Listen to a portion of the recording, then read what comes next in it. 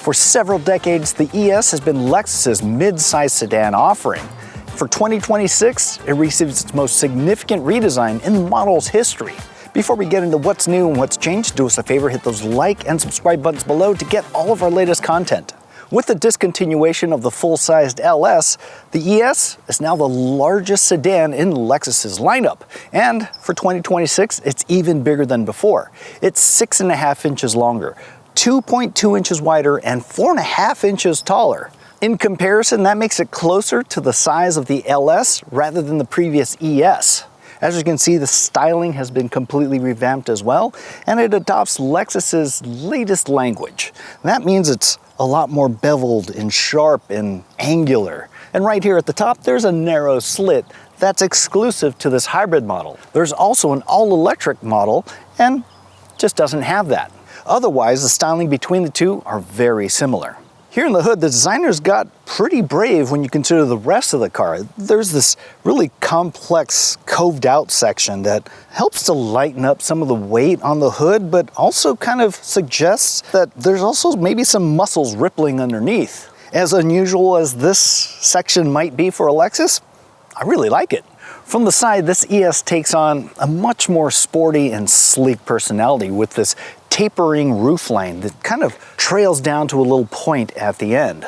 But I'm somewhat thrown by this black trim accent that rises from the rocker panels into the door. To me, they're just a little too jarring, and especially in this silver paint. It kind of makes me wonder how it would look in body color, or maybe even body color with a matte finish. But what do you think? Let us know in the comments below. Now, even though from the side it looks like this could be a hatchback, it's actually a standard trunk that just kind of hinges up. A lot of those angular shapes also show up in the tail here, and it's broken up well with this light bar that stretches from side to side. Down here in the corners are these L-shaped turn signals, which are sort of a new design element for Lexus going forward. We should see it show up on future vehicles in the coming years. The ES350H has a 2.5-liter four-cylinder hybrid engine that's good for 244 horsepower in combined output. The base model has a continuously variable transmission that sends power only to the front wheels. But the all-wheel drive model, it gains an additional electric motor just for the rear axle. By Lexus's estimate, the front-wheel drive model will get to 60 miles an hour in 7.3 seconds, while the all-wheel drive should get there in 7.1 seconds. Now, all of these specs can be a little dizzying, so let's just hop in and see how it drives. I'm in the all-wheel drive Lexus ES350H, and power-wise, well, I'd say it's adequate, but pretty far from impressive. It gets up to speed fine, but really not that inspiring, not that potent. And on top of that, when you start laying more into the throttle, you hear that four-cylinder engine, and it just doesn't give you those luxury vibes, if you know what I mean. But if you're not really driving that hard, it kind of goes into hybrid mode and stays really nice and quiet. And all of that sort of plays into Lexus's strength. They're really not that big into performance or even giving the illusion of performance. They're more about comfort and refinement. And in this case, I think they do it really well. Now, handling also isn't all that impressive. Same thing with luxury and comfort versus performance. It has a softer suspension to soak up the bumps rather than a firmer suspension to give you a flatter cornering attitude. And even though it's not focused on performance, it feels fairly well buttoned down. At least I have the confidence of if someone shoots out in front of me, I'll be able to swerve around them. I'm also noticing that the brake pedal is on the soft side. It's not alarmingly soft, but personally, I prefer just a little more effort. Outward visibility is fairly good. This roof pillar here is narrow enough so that I don't have to poke my head around it to see around left turns. And the view out the back is pretty much what you'd expect out of any modern sedan. The seats themselves are also really well padded for all-day comfort. And in this top trim, it's heated and ventilated. It's doing a pretty good job of keeping me cool on this hot and relatively humid day too. Now, as I said, this ES Hybrid is adequate when it comes to performance, but I think it has a lot more to offer with its interior, so let's pull over and talk about that. The Lexus ES is available in 3 trim levels: Premium, Premium Plus, and Luxury, though the luxury trims are only available with the all-electric models.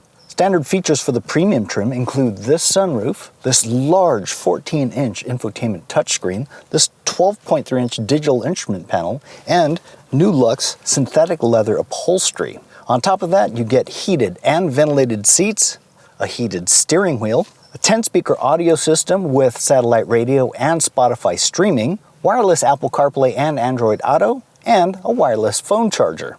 Now, this happens to be the Premium Plus trim, and it adds a 17-speaker Mark Levinson premium audio system, an option for a digital key that turns your cell phone into your key fob, a driver monitor, parking sensors, automatic reverse braking, automated parking and remote parking, a digital rearview mirror, lane change assist, traffic jam assist, surround view camera, and a head-up display.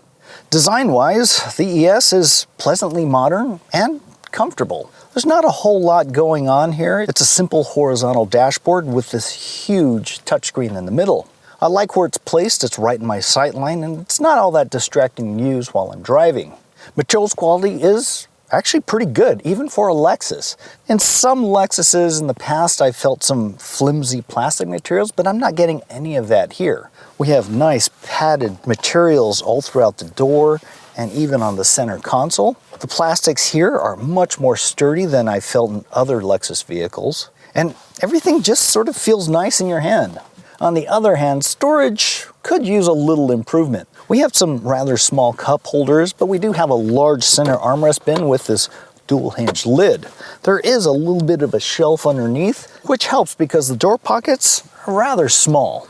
Another new item is the steering wheel. It has these nice rubberized buttons for all the controls, as well as these physical levers here for audio and cruise control. Also new is the infotainment system. It's running the latest Lexus system, and it's a pretty decent improvement.